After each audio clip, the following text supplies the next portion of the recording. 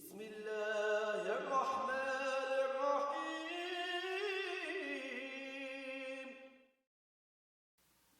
Bismillah ar-Rahman ar-Rahim. Alhamdulillah Rabbil Alameen. Wa afdalu salati wa atammu taslim ala nabiyyina wa habibina Muhammadin wa ala alihi wa sahbihi ajma'in. Allahumma iftah alayna futuh al-arifin wa wafiqna tawfiq al-salihin. وانفعنا اللهم بالقرآن بذكر الحكيم. اللهم علمنا ما ينفعنا وانفعنا بما علمتنا وزدنا علما وعملا متقبلا برحمتك يا أرحم الراحمين. اللهم إنا نسألك خير هذا اليوم فتحه ونصره ونوره وبركته وهداه ونعوذ بك من شره وشر ما فيه وشر ما قبله وشر ما بعده ولا حول ولا قوة إلا بالله العلي العظيم. سبحانك لا علم لنا إلا ما علمتنا إنك أنت العليم الحكيم. السلام عليكم ورحمة الله وبركاته. Alhamdulillah.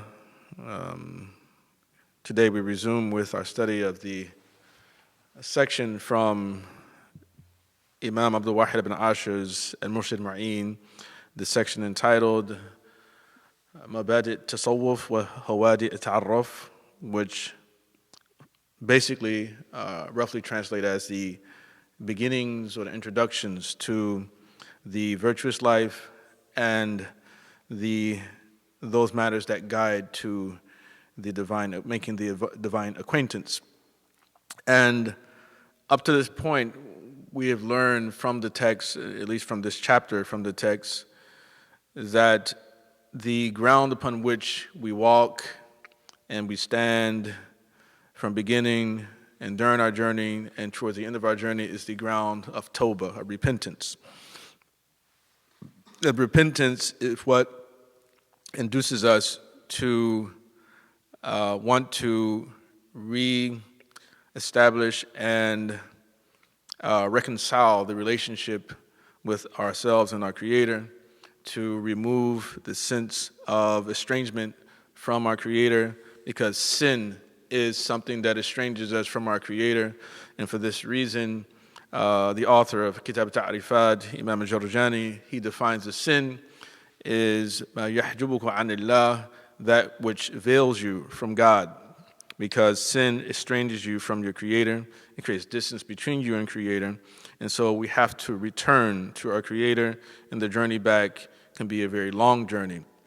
That being the case, and this being the ground upon which we walk and the ground upon which we stand, the repentance also necessitates a certain type of abandonment, a type of relinquishment of certain types of actions, certain types of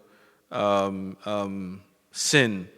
And when we decide, we make the decision and we move in the direction of avoiding things that are prohibited by Allah subhanahu wa ta'ala and fulfilling commandments given to us by Allah ta'ala, this state that hopefully comes over us is a state known as taqwa, which can roughly be translated as piety, that we become people who are pious or people who are God conscious. And the definition of God consciousness is just fundamentally the avoidance of the prohibitions and compliance with commandments of Allah subhanahu wa ta'ala. Now, those prohibitions and commandments, some of them pertain to the acts we do with our outer limbs, and some other acts are the actions of the heart. And both have to be in order. We have to abandon the sins of the heart, just as we abandon the sins of our limbs, of our body. We are expected to comply with the commandments given to us towards our hearts, and also with regard to our limbs. And those limbs of the body, we mentioned before, are 7: the eye, the ear, the tongue, the hands, the feet, the stomach, and the genitals. And the heart will make an 8th limb, but it's one inside of our body, the other are external to our body. And so taqwa is both zahir and batin. It is internal and it's external. And this is the natural consequence of a person who resolves to repent and return and reform themselves for Allah's sake. that we become people of taqwa. And so the author, he continues after this, and he gives us, as mentioned before, a list of actions which need to be avoided in order to realize the claim of taqwa. Any actions, sins that we commit with our hands or with our tongue, with our eyes, among other things. And then he moves to introduce us to certain actions of the heart which need to be abandoned. And he mentioned 3 of them, which are considered to be chief among, that we call the actions or the sins of the heart. And those 3 were jealousy, ostentation, and vanity. These 3 things. And it is said that jealousy or hasad was the very first sin committed against the Creator, because it was Iblis in his own act of jealousy which led him to disobey Allah subhanahu wa ta'ala when he was told to prostrate to Adam alayhi salam. And so jealousy, as defined, is for one to desire that Allah removes a blessing from another. And you may want it for yourself, you may not want it for yourself, but you want Allah subhanahu wa ta'ala to remove a blessing from another person. And generally that is what we refer to as jealousy. And jealousy is blameworthy in most cases. Sometimes jealousy can be praiseworthy, believe it or not. Sometimes jealousy or envy can be praiseworthy. And an example of jealousy being considered praiseworthy is when we find an individual who actually is sinful, taking and relying upon the blessing given to them by Allah subhanahu wa ta'ala to commit sin and steepen and deepen their vice through the reliance upon the blessings given to them by Allah subhanahu wa ta'ala, be they the natural blessings of the organs and limbs of the body, or worldly blessings, material blessings such as land, other types of property or status and things like that. And for this reason, we find in the Quran a prayer that Allah subhanahu wa ta'ala mentions that Moses said alayhi salam against Pharaoh. And in that particular prayer, he says, رَبَّ نَطْمِسْ عَلَىٰ أَمْوَالِهِمْ وَاشْجُدْ عَلَىٰ قُلُوبِهِمْ فَلَا يُؤْمِنُوا حَتَّى يَرَوُا الْعَذَابَ الْأَلِيمِ. So, O God, obliterate their wealth and make their hearts hard so that they cannot achieve faith until they see the painful chastisement. So this is Musa alayhi salam actually making dua that Allah subhanahu wa ta'ala remove the blessings that Allah has given to Pharaoh and to his people. You know, and in one level we could say it was somewhat an act of jealousy on the part of Musa alayhi salam for him to make this particular prayer, because he saw that Pharaoh was utilizing these blessings not for the right reason, or rather for the wrong reason, and he made a prayer that Allah remove him. So that there are times that jealousy can be considered a good thing. The second of those sins of the heart, or prohibited acts of the heart, he mentioned, or one of them, not necessarily the second one, was ostentation. Ostentation as well is considered to be blameworthy in most cases. Sometimes, and in certain arenas, it is held up as something praiseworthy. So, for instance, there's the example of the companion who, during one of the battles, he went out and he did a sort of a stroll in front of the enemy, and that in itself was looked upon as being a type of act of showing off, an act of arrogance or vanity, you could even say, on the part of that particular companion as a way to taunt the enemy. And so the Prophet ﷺ, and he mentions in the hadith, هَذِهِ مِشْيَةٌ يُبْغِضُهَا اللَّهُ إِلَّا فِي مِثْلِ هَذَا الْمَوْطِنِ, that this is a type of walk, a type of prancing that Allah hates except for in the like of this type of situation. So at times one's blessings be flaunted, right? One's skill or art be sort of put on display in order to achieve a certain type of a goal. And if that particular goal is considered to be noble, an honorable goal according to the dictates of the Sharia, then that it will be that. But if not, then it won't be considered to be praiseworthy. But again, it's just understand that just because something may be a prohibited act or a sinful act, that doesn't necessarily mean that it is necessarily it is categorically haram, such as when we talked about anger, for instance, anger or acting upon anger. Realistically, is what the sin is to act on anger, but to become angry is not haram. If anything, that's natural. But to become angry for the wrong reason, that will be sinful. If you become angry not for the sake of Allah, example of this would be, let's say, I have two examples to mention from my own experience in the past. And one particular experience was when a couple of young men had come to me years ago and asked me a question. And the question that was being asked by them was, and they asked me was, and I was surprised that the question came, and it was sincere. They were being sincere in their question. The two guys asked me, said, well, is it okay to kill a Muslim if they steal your drug money? So of course, it's like, well, your anger, you can't sell drugs, brother. It's like, to begin with, but they were angry. And it was really amazing to actually find that they were looking for an Islamic solution to their problem. They wanted to kill some guy, a Muslim guy who stole their drug money.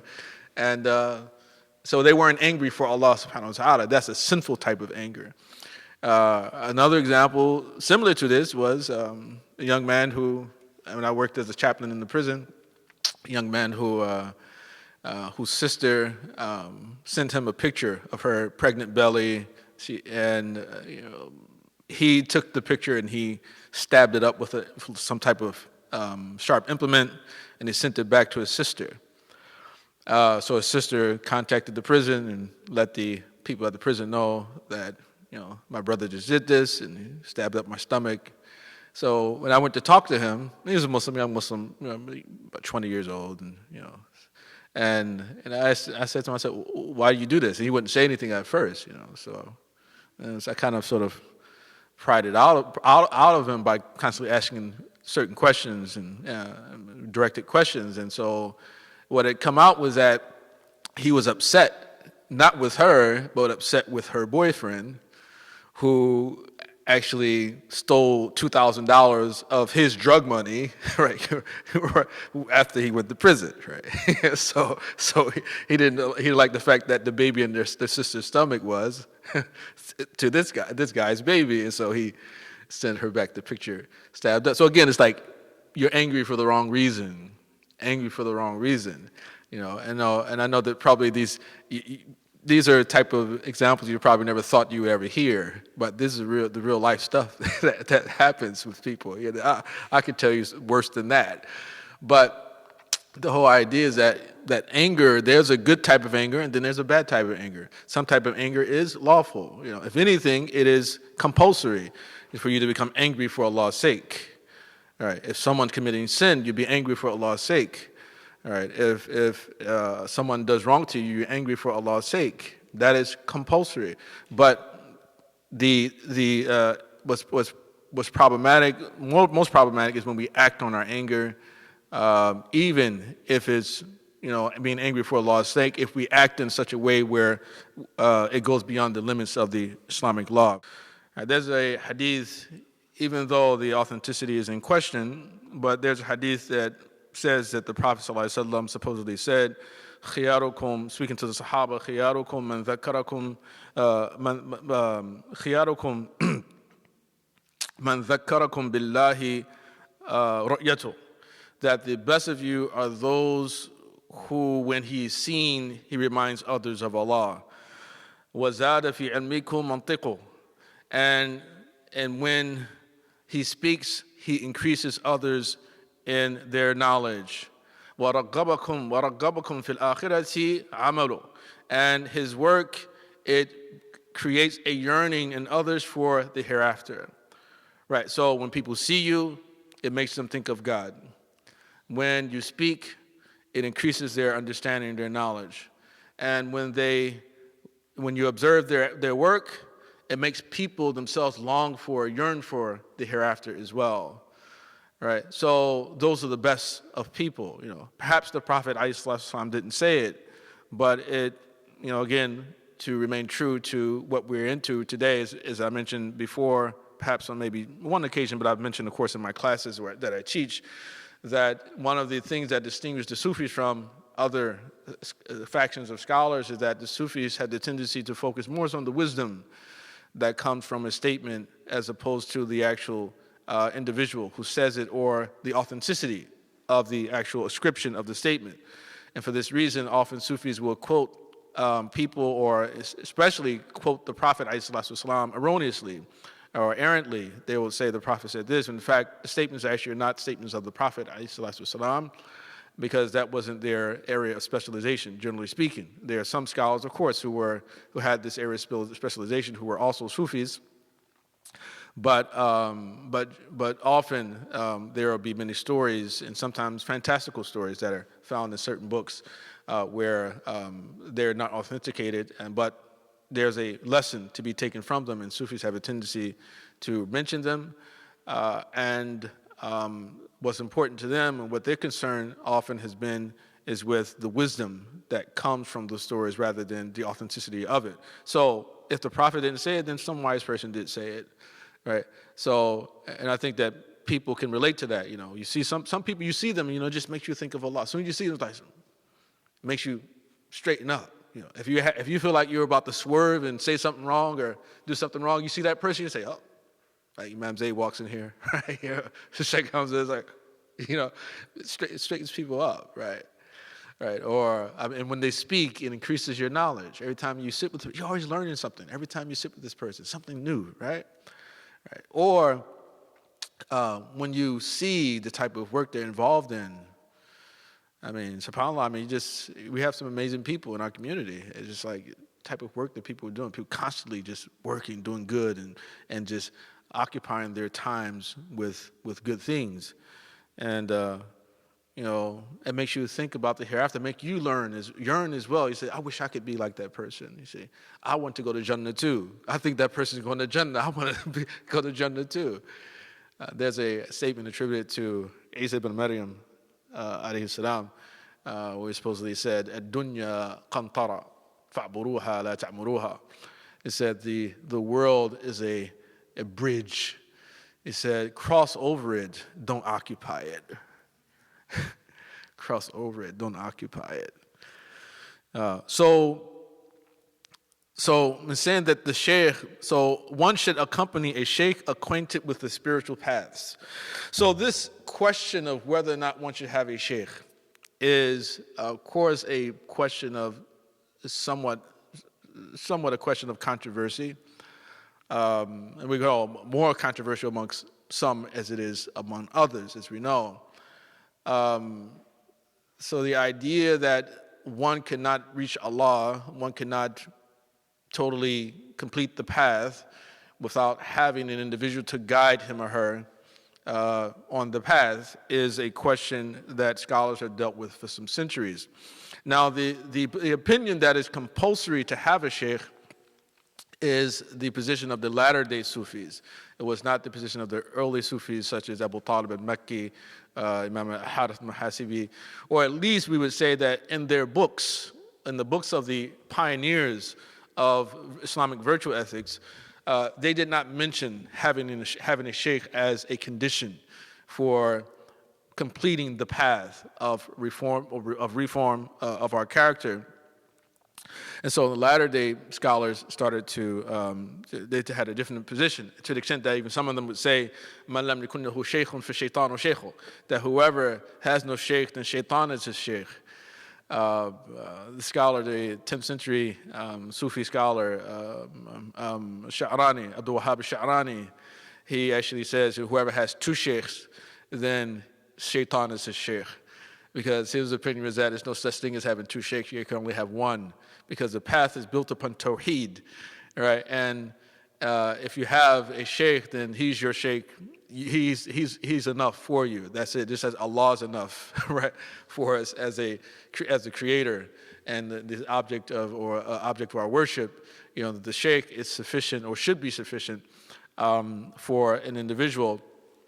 And this was built upon his understanding that when you choose a sheikh, you're going to choose a sheikh not simply because of the person's piety, rather you choose the sheikh because of the person's knowledge of the Sharia as well, right? You look at the internalization of the knowledge, but also because of their knowledge of the Sharia. And as a matter of fact, in this particular text, at the very beginning of the text of the poem, Abdullah ibn Ashur, he begins, when he talks about the subject of this poem, he goes on to say, وَبَعْضُ فِرْعَوْنُ مِنَ اللَّهِ الْمَجِيدِ فِي نَظْمِ أَبْيَاتٍ لِأُمِّيِّ تَفِيدٍ فِي عَقْدِ الْأَشْعَارِ وَفِقْهِ مَالِكٍ وَفِي طَرِيقَةِ جُنَيْدِ السَّارِكِ. So this particular poem, it pertains to the creed of Imam Abul Hasan Ash'ari, the jurisprudence of Imam Malik ibn Anas, and the spiritual path or order of Imam Junaid, the traveler. So the Junaid al-Baghdadi, one of the scholars of the Salaf. And so he said that this particular poem, and when it talks about this topic of Islamic virtue ethics, it is taken or built upon the understanding of the path according to Imam Junaid al-Baghdadi. Now, Imam Junaid, what was particularly interesting, or I could say distinct about him, was that he was one of the people we call the Sufis who were unanimously accepted as a valid Sufi, even Ibn Taymiyyah. So often people say Ibn Taymiyyah, rahmatullah alayhi, may Allah have mercy on him, that they would say that Ibn Taymiyyah is like anti-Sufi. He wasn't anti-Sufi. Ibn Taymiyyah was anti-Ibn Arabi, that he was against the idea of the monorealism and things like that, and al-Riya and these other concepts that originated from the writings of Ibn Arabi, which he accepted as authentic, even though certain other scholars would say that, for instance, especially with regard to the Fusus al-Hikam, that particular work, which had a number of things in it which were problematic from an orthodox theological standpoint, that certain Sufis would say that it was something people added things to his book which he didn't say. Some say that they are all authentic. And so Ibn Taymiyyah and others, like some of the students like Ibn Qayyim Jawziyah, Hafiz Imam Dhahabi as well, they have statements very critical of Ibn Arabi, in particular with regard to his book, like the Fusus al-Hikam, where one of them has said, if there's no kufr in that book, there's no kufr in the dunya, right? And so Ibn Taymiyyah had a problem with the more philosophical issues in Sufism, but he had high praise for Imam Junaid al-Baghdadi. And Imam Junaid, as I started to say, what was distinct about his particular approach to spiritual refinement was that he emphasized the importance of the Sunnah of the Prophet ﷺ, even to the extent to say that whoever does not memorize the Quran nor records the Hadith of the Prophet, لا يقتدى به, that person is not to be emulated. فَعِلْمُنَا هَذَا مُقَيَّدٌ بِالْكِتَابِ وَالسُنَّةِ. So this knowledge of ours is bound by the kitab and the sunnah of the Prophet ﷺ. And so for this reason, many scholars after him, when they start talking about becoming a Sufi, to use that term, I know some people don't like it, but whatever, listen, let's get over it. It's a word. Becoming a Sufi entailed you first becoming deeply learned in the Sharia, right? So you can't truly be a Sufi before you first study fiqh, right, and understand the Islamic law, so that you don't just simply make up stuff, make up worship and things like that, which not conform to the rules of the Islamic law, of the revealed law, right? So that's extremely important. Now, there's certain groups out there, certain Sufi groups, who don't really care too much about that. You run into them, encounter them from time to time. They say, whatever, hey, just do what you feel, right? We pray our five, but you know what? The fiqh, it's not that important. This is a moral religion. It's not a legalistic religion, and there's some credence to that idea. But to say that the law really doesn't have much importance, I think that that's extremely problematic. Personally, I do. So Imam Junaid would consider it to be extremely problematic to think that that the law is not that important. And there are some people, of course, who came at a certain time claiming to be Sufis, and they would say that they reached a point where, we don't have to do fulfill the responsibilities of the Islamic law. Right? We reached a point, our piety, we have tahqiq, that we have realized our faith and our knowledge of God, such that we don't have to do those things that other people have to do anymore. So they don't have to pray anymore, they don't have to fast anymore. And so, in response to that, scholars like Imam Junaid and others, they would say things like that even if you see a person flying in the sky, don't believe the person's a wali until you look to see how his actions weigh against the kitab and the sunnah, right? So even if the person's flying around in his room, right, Superman or somebody else, it's like, it's, oh my God, miracle. Yeah. Well, no. There are different types of miracles. Some of them actually are meant as a lure, or as a debasement of the individual as well. Musaylim al-Kadhab had miracles, right?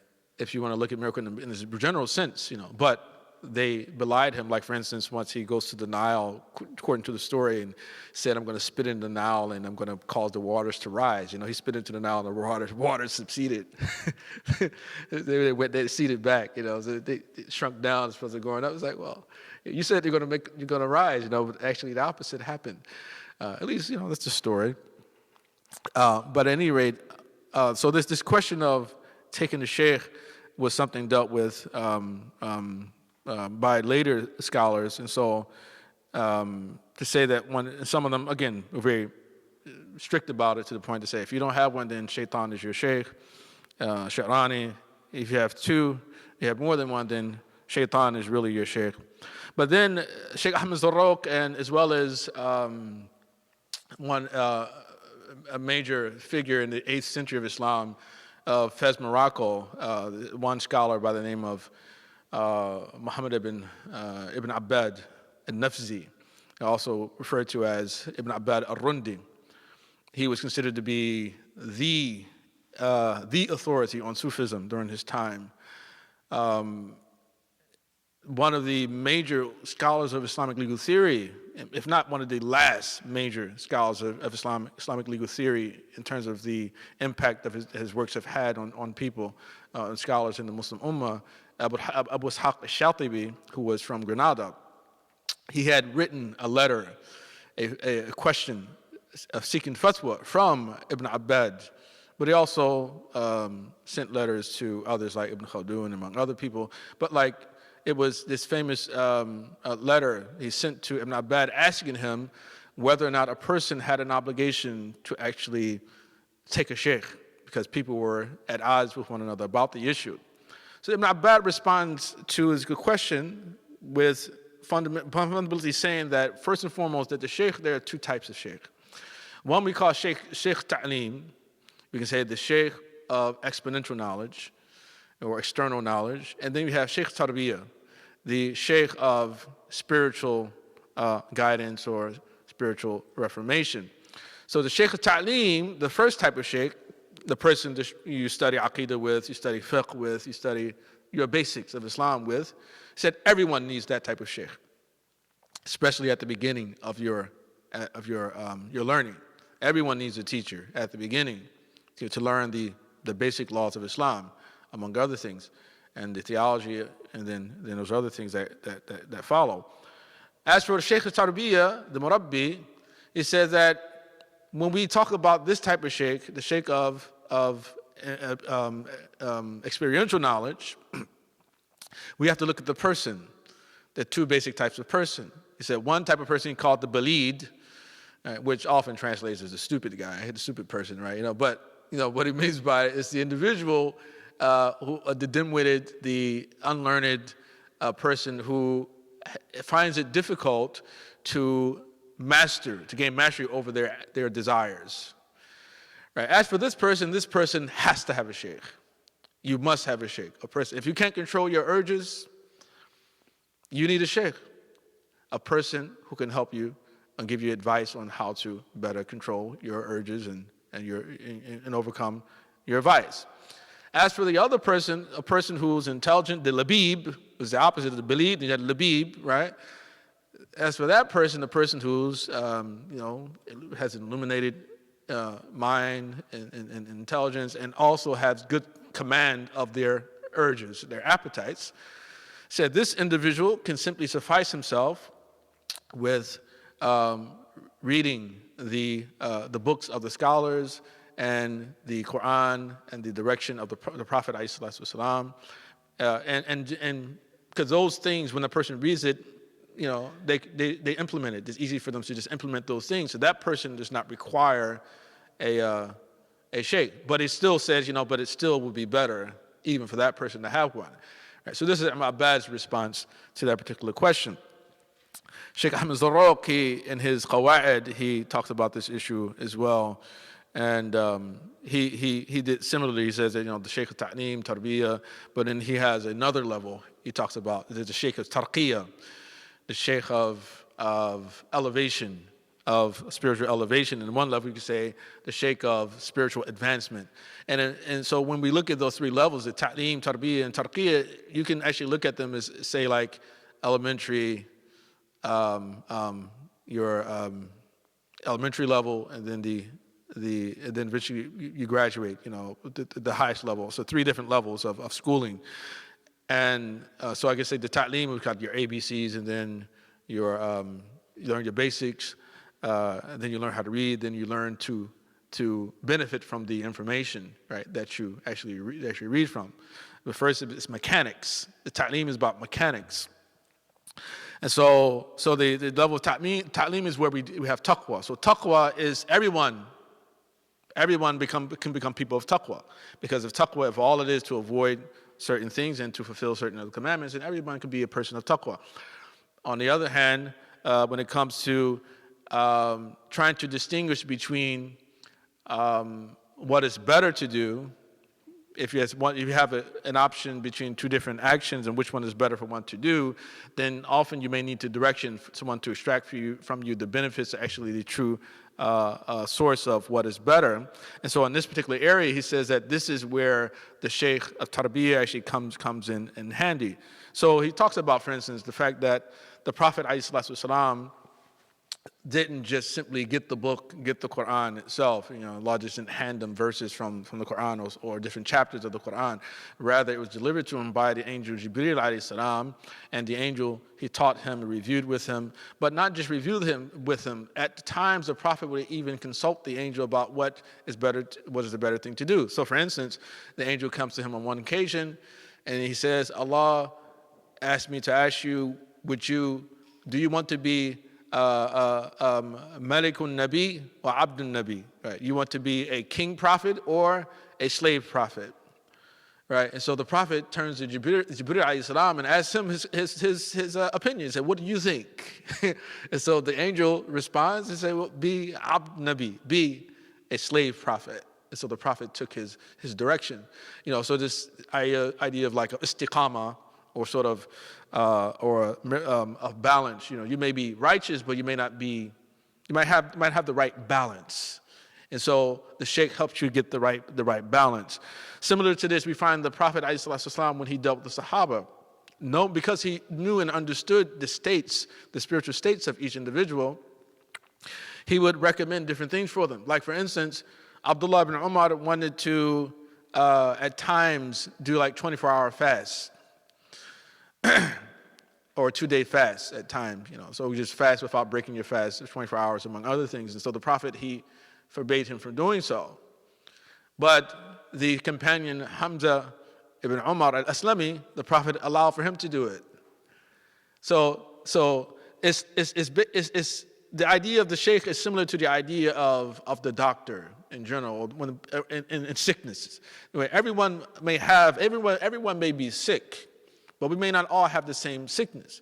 Or even if we have the same illness, that the severity of the illness is different in different people. So the doctor will examine the individual and can prescribe for you something to do, which will help you to overcome your illness. And so certain Sahaba gets one recommendation, others get a different one. Another example of this is Abu Huraira, radiallahu anhu. The Prophet actually ordered him to make sure that you don't go to sleep before you pray witr.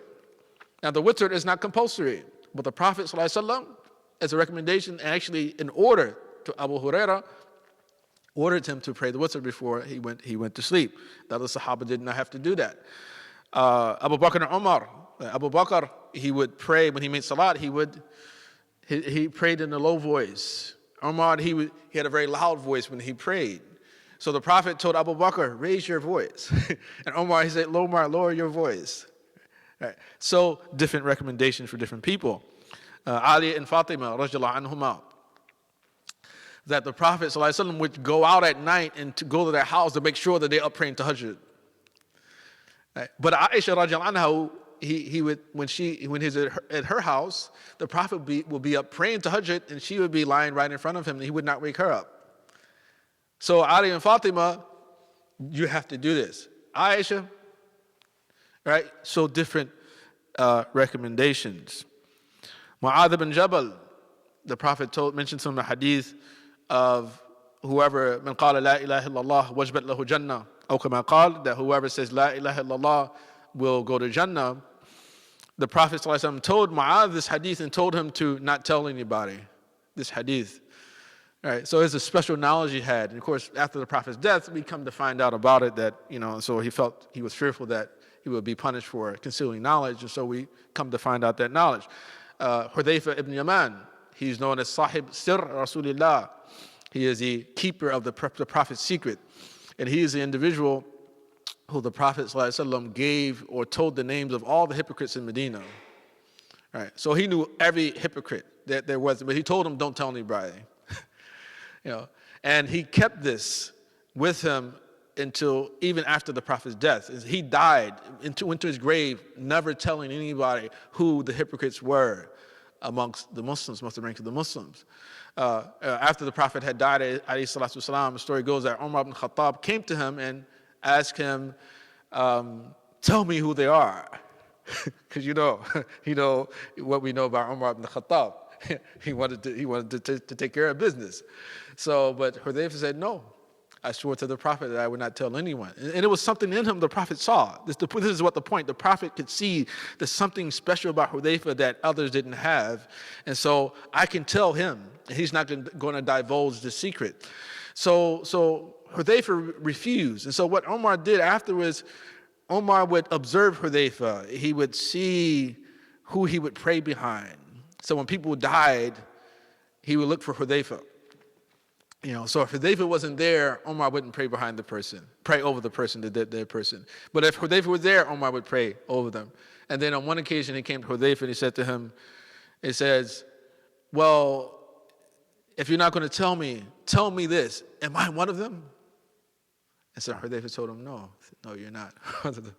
So it's concerned. This is Umar ibn Khattab. It's concerned about hypocrisy. And so basically, these are some of the reasons that scholars would give for the importance of having a sheikh. And of course, the sheikh is expected to be a perfect individual, but just an individual who has been upon the path of rectification, spiritual rectification for some time. So hopefully that will shed some light on this particular issue. And of course, there are also people who would say that you don't need a sheikh and the whole thing is an innovation.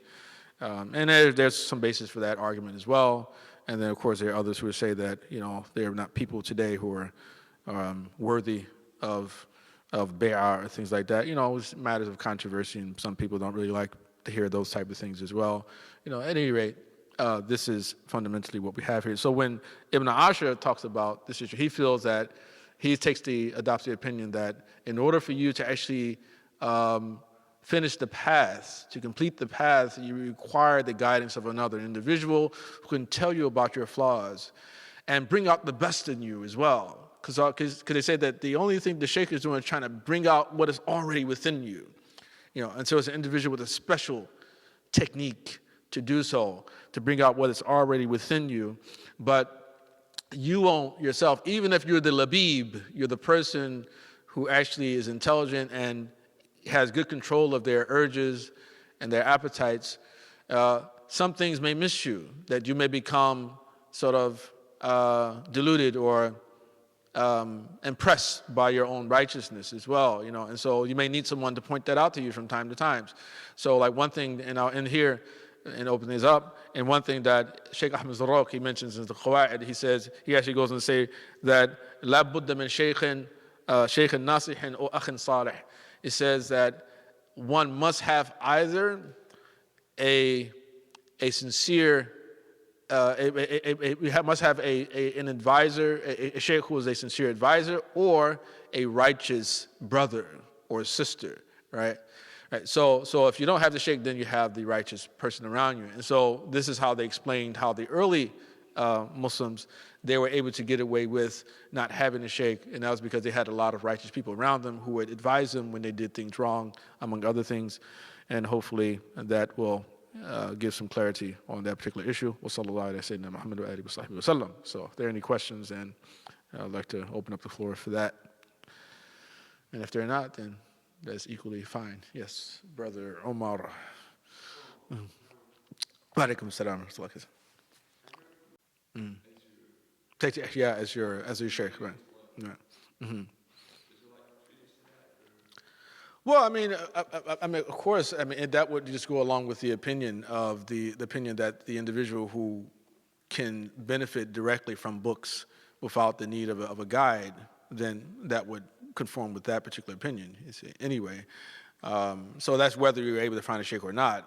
But here, so if I take the opinion that even though I may have good control over myself, that I'm going to still take a sheikh, right? So, but if I can't find the sheikh who has the qualities that I'm told they should have, then I just take recourse to the books that exist on these issues, right? So, and I think that's something that a lot of people do. There's another issue as well when we start talking about issues of culture.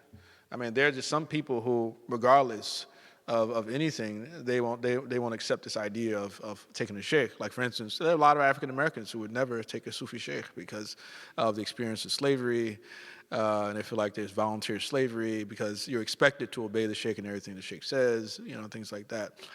But there are others, of course, they don't have a problem. I know a lot of African Americans who have sheikhs, but I'm just saying that there's a significant percentage of the population who really have an aversion and are revulsed by the idea of having to obey an individual and trusting their heart that they're going to guide you in the right way. You see. Because of their experiences, it's not a whole lot of reason for many people to trust in the human being, another human being, So, and that's just something that those people have to struggle with themselves or not. Right. Rahban. Yeah. Well, actually, the Sufi is an aspirational term. The term Sufi, a person really doesn't get the title Sufi until you finish the path. That is the term given to a person who actually finishes the path. People who are on the path are not Sufis, they're mutasawwifa. They are pseudo-Sufis. Right? They're on the, or typically we just call them murids or talibs, you call them the seekers or initiates. Those fundamentally what they're referred to. But the term Sufi is a term applied to the individual who has finished the path, right? So that's why often you come across an individual who actually, they're in the Tariqah, and you say, you're a Sufi, and I'm not a Sufi. Why? Because they know the word Sufi means that I've actually done all of my business, and it's all over, I'm done, you say. And realistically, you're never done in life, right? Until death, so it's just an aspirational term. So people who actually don't study Islam and they're join the Turuq, according to this understanding, Imam Junaid's understanding would be that this is an inappropriate way to enter into the path, that people should both be involved with study of Islam to ensure that they're not being told things that are incorrect, and they're not doing things that are incorrect. And it brings to mind, there's a poem in the Diwan of Imam Shafi'i. Of course, some people claim that he never said it, but it actually is there. It's in the published versions of the Diwan of Shafi'i. And he has a section called Faqih wa Sufi, jurist and Sufi. All right, and so it goes, Faqihan wa Sufiyan fakun laysa wahida. That be both a faqih and a Sufi. Don't be one without the other. Right? فَإِنِّي وَحَقِّ اللَّهِ إِيَّاكَ أَنصَحُ. Because I give you sincere advice I swear to God, I give you sincere advice. فَذَلِكَ قَاسٌ لَمْ يَدْخُلْ قَلْبُهُ تُقًا. Because that one, meaning the faqih who doesn't apply or internalize the law, right, that person is hard-hearted. His heart has not tasted taqwa. وَهَذَا جَهُولٌ لَيْسَ ذُو الْجَهْلِ يَصْلُحُ. And this other one is ignorant. So how can one who is ignorant act in the right way? Right. So he's talking about the Sufi who doesn't have knowledge of fiqh. Right. So he said, be both faqih and Sufi. Right. So this understanding goes way back. Again, Imam Junaid is attributed to him as perhaps being the sort of person who most clearly articulated this approach to the spiritual life. So people who are just, and you'll come across this from time to time. People will say, I follow Sheikh so-and-so, Sheikh so-and-so, but they don't really know much about Islam. They may do a weird, right? They may do have a weird, they have their dhikr with them, and, they don't really represent the Sheikh. And this is often what gets the Sheikhs bad names as well. It's always the murids who get into fights with other people, and then people start to attack the Sheikh because the murids are out there misrepresenting things, and people start to attribute those type of things to the Sheikh. When the Sheikh is like, well, listen, all I do is give them advice, told them to do this, I told them don't do that. If they don't listen to me, that's on them. Why does it reflect negatively on me? And it happens quite a bit. Yes, it's a person like a guidance teacher, right? An individual. This in virtual ethics, the aim of virtual ethics is to become a good person. Right, so this is an individual who guides you on the path that helps you become that good person you're trying to become. So especially for those of us who don't know how to overcome our addictions, for instance. You have, for instance, a lot of people who are addicted to drugs and among other things, or addicted to like porn. There are people out there who just Muslims as well. They have these type of problems, and these are people who could largely could benefit from a person giving them sort of guidance, and they're sort of counseling them on a regular basis, talking to them about how well they're doing, giving them recommendations for overcoming a lot of those different things. And of course, certain things like chemical dependency, it doesn't necessarily help that. If you have a chemical dependency, then sitting with the sheikh may not necessarily help that. But sitting with the sheikh for the purpose of prayer may actually give you a certain amount of psychological strength to overcome your addictions as well. So sitting for prayer, don't doubt the power of dua, and just coming together just to pray on a regular basis. It may not happen right away, but over a period of time, constantly praying and asking Allah for the strength to overcome whatever type of vices we have, that could be of great, immense benefit. So the sheikh is very much like a guidance counselor, but in particular in the area of our spiritual well-being. Yes. So that's what I was hoping. Right. No, I completely empathize with your issue. I'm totally honest. I don't have a sheikh. I've never had a sheikh, and there are some people who don't like that fact that I don't have a sheikh. There's some people who have sheikhs and they feel that I'm just like, whew, because I don't have a sheikh, And I've had different reasons, my own reasons not to have one, but I've never been one to speak against others who feel that they need to have one.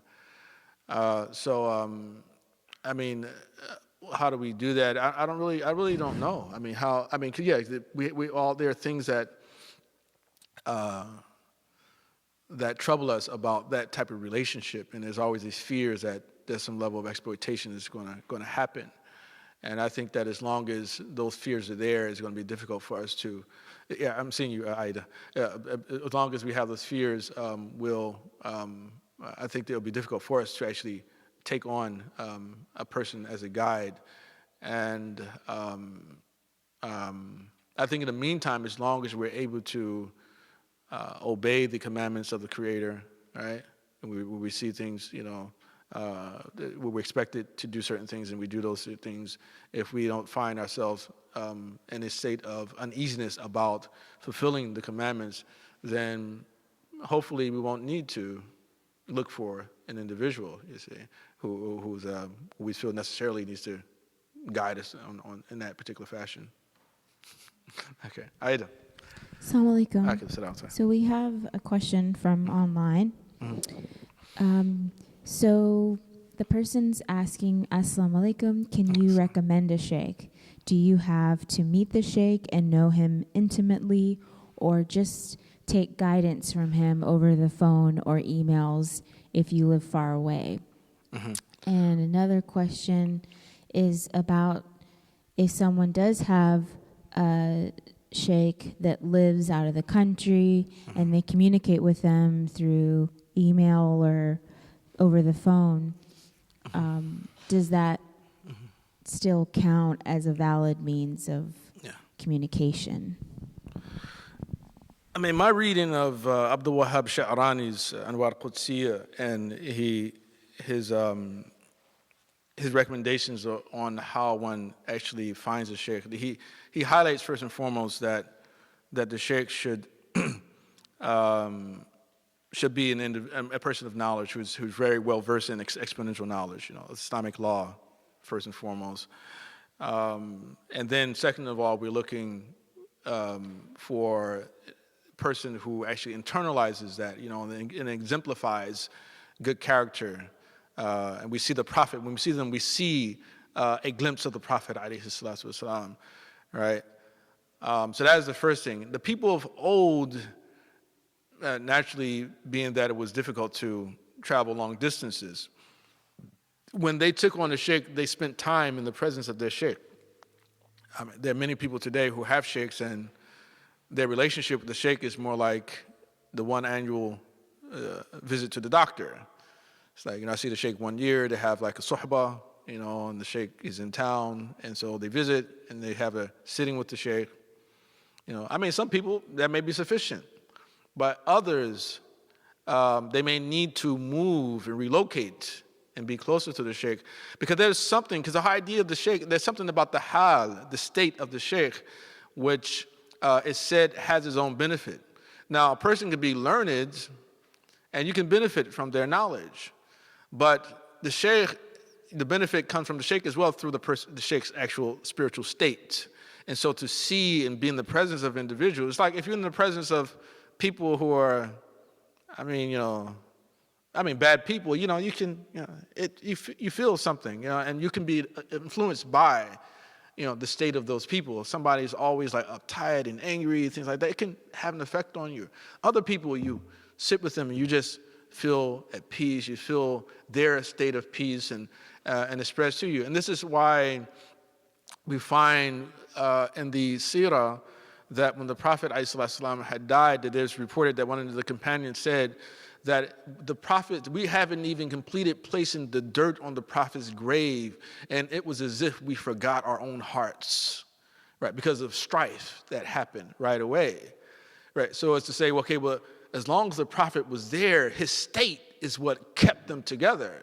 The fact he was there, his presence kept them together, right? So being in the presence of the sheikh is what's ultimately supposed to be the thing that has its own transformational sort of effect. Now, your own work as well, maybe not ultimately, but it definitely is something that contributes to the transformation in the individual. So again, some people may be okay with once a year, others may require a little bit more attention. And I think that was the second question, I think I forgot it. What was it? the first question was related to the issue of like, do you have to be close to them or things like that? Or, what was, you remember what the other part of the question was? Yeah, the second part was just about if someone does have a sheikh already who does live outside of the country and they communicate with them through email or through talking to them on their cell phone, if that's a valid way of communication. Is it valid through email, among other things? I mean, again, if that suffices, if that helps you, then it's valid. But if it doesn't help you to do better, then I don't think that it's valid. I don't believe that it's valid. So it comes back to the consequence, the result that you get. If you're getting results from that, then there's nothing wrong with it. There's another question online. Can there be knowledge that's hidden from mainstream Islamic teachings that are known and kept secret by Sufi masters and can only be revealed to those who are spiritually ready to understand them? That definitely was something that many Sufis held, that there's a special type of knowledge that Sufis had, and the masses themselves could not bear that knowledge. But for orthodoxy, for the sake of orthodoxy, which is something that, every Muslim, should have access to, it's not something that is binding on any Muslim to believe. No Muslim has to believe that some people just have some special knowledge and like the ideas about kashf and sort of divine disclosures, among other things. That people have, like, the stories about certain people who were able to authenticate hadiths because they saw a light coming out of people's mouths and things like that, or people had a dream and, and the Prophet told them or something, one thing or another. And those things are not considered to be proofs in the Islamic law. In the Sharia, they're not proofs against anybody. They're only proofs for the individual who actually has those experiences, but they're not proofs for any other person. All right. Last question was about, can you personally recommend someone to... Who, me personally? Someone's online saying, can you make a recommendation? Like, how would someone go to find a sheikh? If not necessarily you, but if someone wanted to find a sheikh, how would they go about doing that process? I mean, there are a lot of mashayikh who I like, but I refuse to make any recommendations to people. I would say that those people should go to other people who actually have sheikhs, and they should consult with them and have them take them and visit their sheikh, go to suhbah, listen to the sheikh speak and things like that. And that's really all I can say here. A couple people had their hands up over here. Yes, I can say. Of bay'ah. The concept of the fealty or of allegiance, basically what allegiance is realistically nothing more than a reaffirmation of things that we already believe. So, for instance, when the companions, when the people would become Muslim, they would give bay'ah to the Prophet ﷺ. And that particular bay'ah would entail not only that they would obey the Prophet in times of ease and times of hardship, but also it would be bay'ah which included that they would not steal, they would not cheat, they would not commit fornication, they would not hurt people, among other things. And so those are things that we're already Islamically expected to avoid. And so through the bay'ah, by you going and giving this bay'ah to another individual, then you sort of emphasizing or making an oath that to make a much stronger commitment to avoid the haram, much more than anything else. And this is fundamentally what was entailed in bay'ah. Like, for instance, you could go to Surah Mumtahana at the end, and it talks about, oh Prophet, when the believing women come to you, فَبَايَعْنَا عَلَىٰ أَلَّا يُشْرِكْنَ بِاللَّهِ شَيْئًا, then give them bay'ah that they don't associate partners with Allah. وَلَا يَسْرِقْنَا, that they don't steal. وَلَا يَزْنِينَ, they don't fornicate. وَلَا يَقْتُلْنَ أَوْلَادَهُنَّ, that they don't kill their children, right? وَلَا يَأْتِينَ بِبُهْتَانٍ يَفْتَرِينَهُ بَيْنَ أَيْدِيهِنَّ وَأَرْجُلِهِنَّ, and that they don't come forward with any type of scandal, any type of false information. وَلَا يَعْصِينَكَ فِي مَعْرُوفٍ, and that they do not obey you in anything which is good.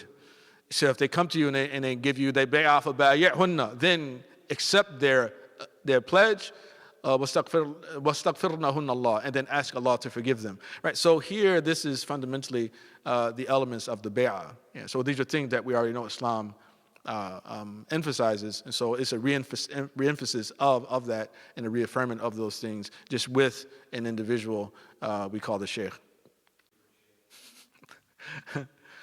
So you have two different sheikhs if you're married, like one's your wife and then the other's the sheikh. Oh, you're talking about husband and wife have two different sheikhs? Well, I mean, that's, or perhaps get the same sheikh. I mean, I guess it's kind of like, I really can't answer that question, but I just imagine when I hear it, it's just that it sounds like, having, two different doctors, so I mean, you're going to go to a male doctor, she goes to a female doctor. I mean, it's possible, right? I mean, that's the norm, so if it's possible in terms of dunyawi issues, it's possible as well with regard to ukhrawi, things of the spiritual realm, and I would think that it would be fine, but I have seen some situations where married couples will have two different sheikhs and it causes clashes in the home, and actually lead to a breakup. I've know of personal situations where that's occurred, because the wife's sheikh is telling her one thing to do this, and then the husband's sheikh telling them to do something different, and it leads to them. And their commitment becomes, some people's commitment is more to their sheikh than they are to the actual spouse. Right. Yeah, no, it has. Wallah, it happened, yeah.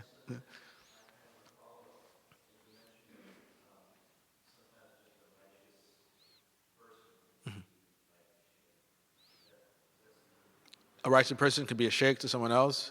I mean, like, spiritual, huh?